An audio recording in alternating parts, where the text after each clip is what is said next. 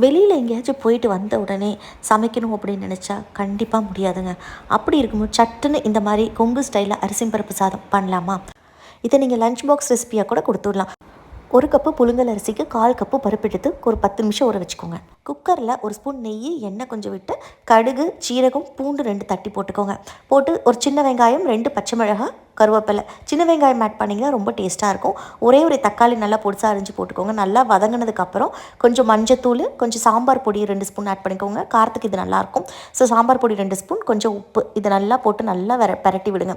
நல்லா வதக்கினதுக்கு அப்புறம் தான் நீங்கள் தண்ணி ஊற்றணும். ஃபஸ்ட்டு நான் பார்த்திங்கன்னா ஊற வச்சுருந்த அரிசியை வடிகட்டி இதில் எடுத்துக்குவேன். நான் என்னோடய ஸ்டைல் இப்படி தான் செய்வேன். இந்த அரிசியும் பருப்பும் நல்லா குக்கர்லேயே பார்த்திங்கன்னா ஒரு 5 நிமிஷம் வதக்கிறதுக்கப்புறம் தான் தண்ணி ஊற்றணும். இன்றைக்கி நான் எடுத்த ரேஷியோவுக்கு 1 டம்ளர் அரிசி ப்ளஸ் 1/4 டம்ளர் பருப்புக்கு 3 டம்ளர் தண்ணி ஊற்றிருக்கேன். குக்கரில் ஒரு 3 விசில் வச்சு எடுத்திங்கன்னா சூப்பரான அரிசி பருப்பு சாதம் கூட ஒரு மாங்காய் ஊறுகாய் வச்சு சாப்பிட்டிங்கன்னா அப்படி இருக்கும்.